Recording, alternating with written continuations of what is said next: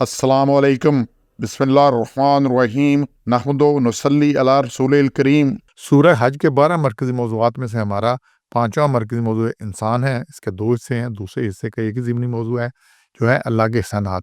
इस पे से 4 पे हमने पहले बात कर ली थी। 5वां है जी आयत नंबर 65 में से कि आसमान को बगैर सतून के थाम रखने वाला और गिरने से रोकने वाला बनाया है। ये 65 में बड़ी बात क्लियर आ रही है कि ये जितना भी है आसमान कि वो खड़ा है।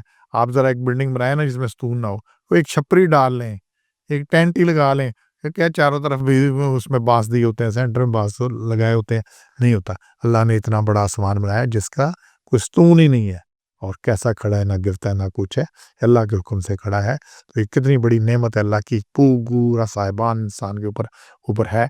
और इससे ये जो अभी ये जो हो रहा है कि जनाब ये शुआएँ जा रही हैं और ये गैसें जो बन रही है, तो इससे फ़ज़ा ख़राब हो रही है और इंफ्रारेड रेज़ आ रही हैं और सारा कुछ हो रहा है। ये सारी खराबी क्या इंसान ने की है, लेकिन अल्लाह ने आसमान को जो सूरज से शुआएँ आ रही हैं, बाकी सितारों से आ रही हैं, जो कि मुज़र हैं, तो ये सब रोकने वाला है।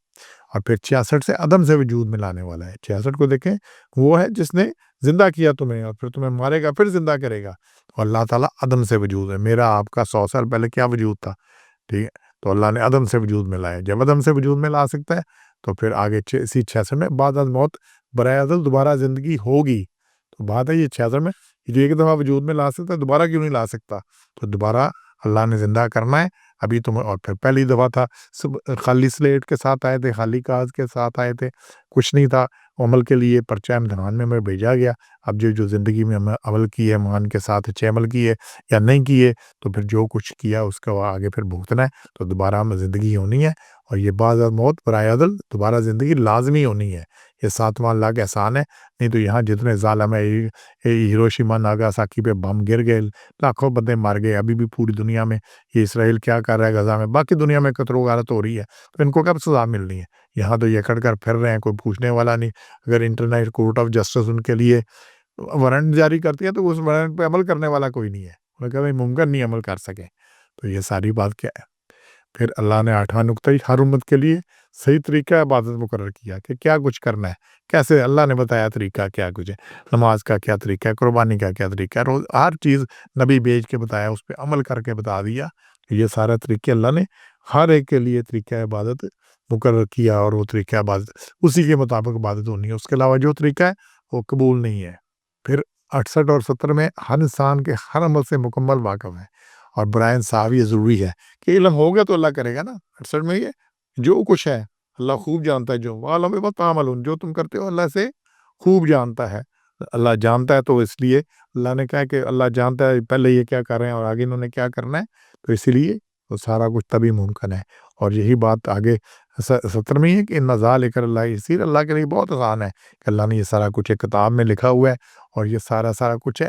तो हर इंसान के हर अमल से भी, उसकी नीयत से भी, उसके हालात से भी वाकिफ़ है। ये नहीं होना कि किसने क्या किया है, एक बंदे से कत्ल हो गया लेकिन उसने दफ़ा में कत्ल किया है, उसका इरादा नहीं था, उसका हिसाब और है। जिसने बढ़ के किसी को इरादा किया कत्ल का, नहीं भी कर सका, तो उसकी कोशिश तो उसने इसकी की। हर एक को जिस हालात में उसने काम किया है, जो कुछ किया है, अल्लाह उसके तमाम हालात से, तमाम कवाइफ से, तमाम चीज़ों से है। फिर आगे ही 69 में रोज़े क़यामत तमाम इख्तिलाफ़ात तनाज़ात का फ़ैसला होगा। तो क़यामत में अल्लाह हर एक चीज़ों का फ़ैसला कर देगा। यहाँ ना बहसें बाकी यौमुल क़ियामत फ़ीमा कुन्तुम फ़ीहि तख्तलिफ़ून, हर एक ये इतने फ़िरके बने हुए हैं, किस बात पे बने हुए हैं? जी यूँ ऐसे। हालाँकि कुरान मौजूद है, हदीस मौजूद है, सामने बात, फिर भी अपनी चौधराहट के लिए फ़िरके बने हुए हैं, अपनी बात बड़ी करने के लिए। नहीं तो कुरान पे आ जाए, सामने सारी बात है।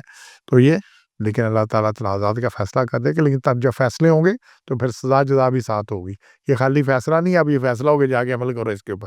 ये अदालत का फ़ैसला नहीं है कि अब ऐसे होगा। ये अल्लाह की अदालत का फ़ैसला और क़यामत का जो फ़ैसला है, वो क्योंकि कुरान सनद है, नबी सल्लल्लाहु अलैहि वसल्लम का तरीका सनद है, तो उसके मुताबिक जो फ़ैसले होने हैं, तो फ़ैसले जज़ा सज़ा के होने हैं, बाकी अमल के लिए दोबारा नहीं है। और फिर 66 में बड़ी अहम बात है, इन सब एहसानात के ज़ेरे बार होने के बावजूद इंसान क्या नाशुक्र है।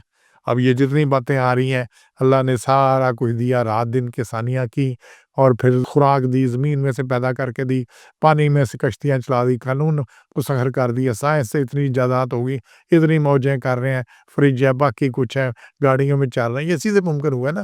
اب تو عدم سے وجود میں ہم آ گئے، سارا کچھ ہو گیا، لیکن سب کے بعد انسان کیا ہے؟ نہیں، نل انسان اللہ کفور، لیکن انسان کیا ہے؟ سخت ناشکرا ہے۔ کفر کہتے ہیں انکار کو، نہ ماننا، نہ شکری، تو انسان نہ شکرا ہے۔ تو انسان نہ شکرا ہے یا نہیں ہے، یہ اس کی لڑ ہے، میں نے نہیں بننا، میں نے نہیں بننا، میں نے اپنی اولاد کو نہیں بننے دینا، دوستوں کو، احباب کو نہیں، تو میں نے شکر کا خود میں جذبہ پیدا کرنا ہے اور دوسروں میں بھی کرنا ہے۔ یہ نہیں ہے کہ زبان سے شکر ہو رہا ہے اور عملاً نہ شکری کر رہے ہیں۔ تو شکر کیا ہے کہ میرا ہر جز، ہر لمحہ، ہر پیسہ، ہر وقت اللہ کے حکم کے آگے جھک جائے۔ اگر یہ حکم نہیں ہو رہا، اللہ کے حکم کے آگے نہیں ہے، اللہ کی رضا کے لیے نہیں ہے، تو پھر یہ شکر نہیں ہے۔ زبان سے شکر، زبان سے کہہ بھی دیا لا الہ تو کیا حاصل، دل و نگاہ مسلمان نہیں تو کچھ بھی نہیں۔ سبحان ربک رب العزت عما یصفون وسلام علی المرسلین والحمد للہ رب العالمین۔